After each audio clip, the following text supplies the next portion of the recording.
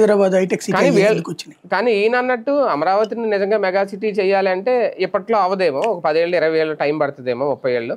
కానీ ఈ రెండు మాత్రం తిరుపతి విశాఖ ఆల్రెడీ డెవలప్ అవుతున్న సిటీలే. విశాఖ అయితే డెవలప్ అయిన సిటీ, తిరుపతి కూడా ప్రముఖ ఆధ్యాత్మిక పుణ్యక్షేత్రం ఉన్న సిటీ కాబట్టి చాలా త్వరగానే అయిపోద్ది.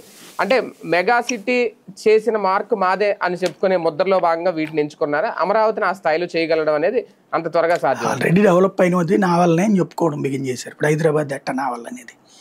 Visakhapatnam already developed. తిరుపతి వచ్చేటప్పటికి ఆల్రెడీ ఒక ఆధ్యాత్మిక క్షేత్రమే కదా, అక్కడ ఇండస్ట్రీస్ చాలా వచ్చినాయి. చంద్రబాబు గారి టైంలో బిగినైనవి 2014-5 అంతకు ముందే బిగినైనాయి. రాజశేఖర టైంలో నేను ఉండగానే కొన్ని వందల వార్తలు కవర్ చేసి అక్కడ ఇండస్ట్రీస్. మన రేణిగుంట చుట్టుపక్కల బోల్డ్ అని ఉన్నాయి ఇండస్ట్రీస్. దాంతో పాటుగా ఇంకా డెవలప్ కావాల్సడానికి అవకాశం ఉన్నటువంటిది సాఫ్ట్వేర్ హబ్ కూడా అక్కడ.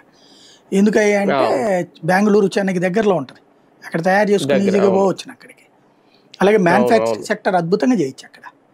మ్యానుఫ్యాక్చరింగ్ సెక్టర్లో మాత్రం ఫెయిల్ అవుతున్నారు. అక్కడ చెయ్యాలి అది.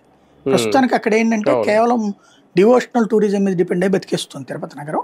ఈ మధ్యన మ్యానుఫ్యాక్చరింగ్ సెక్టర్, సెల్ ఫోన్ కంపెనీలన్నీ అక్కడే మ్యానుఫ్యాక్చరింగ్లో మ్యాక్సిమం 100కి 95 అక్కడే తయారు చేస్తున్నారు సెల్ ఫోన్. కాబట్టి అవన్నీ కూడా పనికి వస్తాయి. కాబట్టి మనం చేయాల్సిన ఏంటంటే దాంట్లో manufacturing sector, not only cell ఫోన్లు, ఒకటి ఫుడ్ ప్రాసెసింగ్ యూనిట్స్ పెట్టాలా. ఎందుకంటే మామిడి తర్వాత ఇతరత్ర పంటలు అక్కడ ఉంటుంటాయి.